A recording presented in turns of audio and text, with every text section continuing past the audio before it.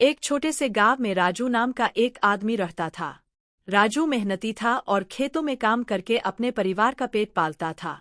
उसकी एक प्यारी सी बिटिया थी, गुड़िया, जिसकी उम्र सिर्फ 10 साल थी। गुड़िया की माँ बहुत पहले बीमारी के कारण गुजर गई थी। तब से गुड़िया अपने पिता के साथ ही रहती थी। कुछ साल बाद राजू ने दूसरी शादी कर ली।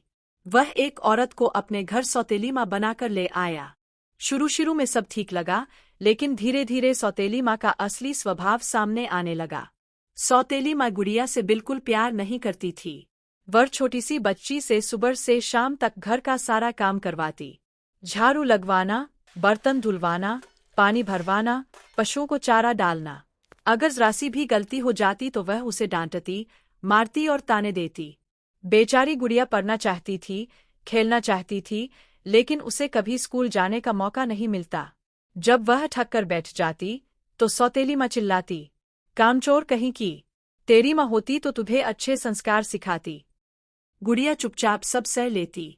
रात को छप्पर के नीचे लेटकर वह आसमान की तरफ देखकर रोती और अपनी माँ को याद करती।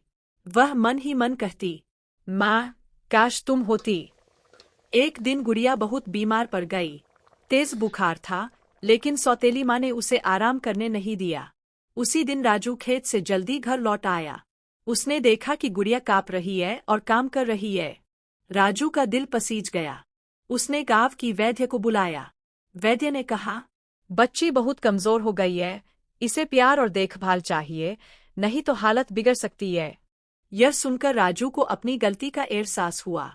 उसने पहली बार सौतेली माँ से सख्ती से कहा, अगर मेरी बिटिया को जरा भी तकलीफ हुई तो मैं यह घर छोड़ दूंगा। उस दिन के बाद हालात बदलने लगे। सौतेली माँ को अपनी गलती का एहसास हुआ। उसने गुड़िया से माफी मांगी और धीरे धीरे उसका ध्यान रखने लगी। गुड़िया फिर से स्कूल जाने लगी और उसके चेहरे पर मुस्कान लौट आई।